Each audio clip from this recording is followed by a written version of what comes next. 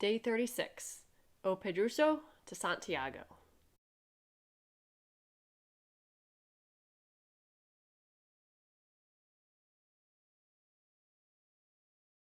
All I have to say is wow. We freaking walked 500 miles. There were days when we were so tired we didn't want to walk anymore. There were days when it felt like a job. However, looking back, we're glad we kept at it and finished. It's a huge sense of accomplishment. Christy wonders when she'll be able to get up without being stiff or completely feel the bottoms of her feet again. We also wonder if we'll keep in touch with everyone. Thanks to social media, it's much easier. It'll be interesting to see if either of us have any ahas as everything sinks in and we head home. Only time will tell. Because the pilgrim mass is at noon in Santiago and we were still 20 kilometers away, we were out the door before 6 a.m. Lots of other pilgrims had the same idea. It rained a bit on the walk, but cleared up for the walk into Santiago. We've seen pictures where it shows lots of pilgrims descending into Santiago, and it ended up being nothing like that.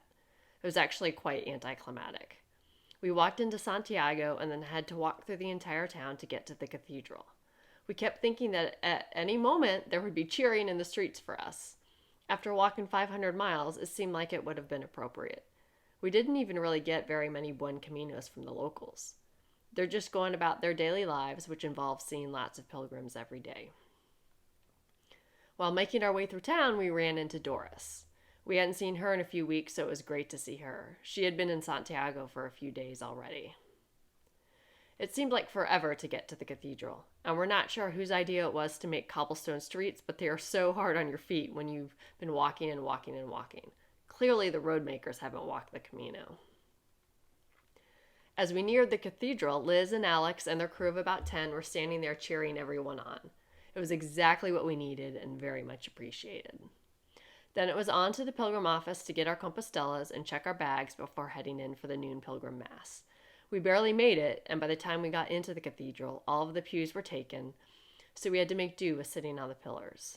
We went to Catholic school for 8 years, but it's been a while since either of us had been to any sort of mass, and it was in Spanish, so it was a bit hard to follow. The one part Christy did recognize by the rhythm of the dialogue was the peace be with you part. She's sure there's an official name that she should know after going to Catholic school, but she doesn't remember. The best part of the mass was the Botafumeiro, which is basically a giant incense burner. It's only guaranteed to be used at the Friday evening masses, but for whatever reason, our mass had it too. We've heard if someone or a group of people pays 350 euros, they'll bring it out. According to the guidebook, it was originally used to fumigate the sweaty and possibly disease-ridden pilgrims.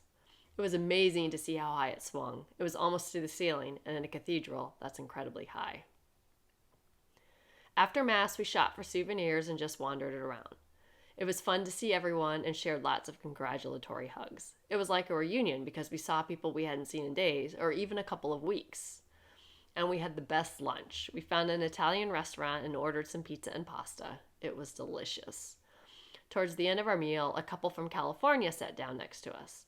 They finished a day or two before, but they had started in Le Puy, France, and had been walking since the end of April. It was fun to exchange stories with them. That's one of, if not the greatest things about the Camino, the instant friendship and camaraderie amongst the pilgrims. As we continued to wander around and run into friends, we asked everyone where they were staying since we still didn't have a place to stay. We knew we didn't want to stay in an albergue. We were ready for a hotel room with our very own bathroom. We finally settled on San Martin Pinorio, which is an old monastery.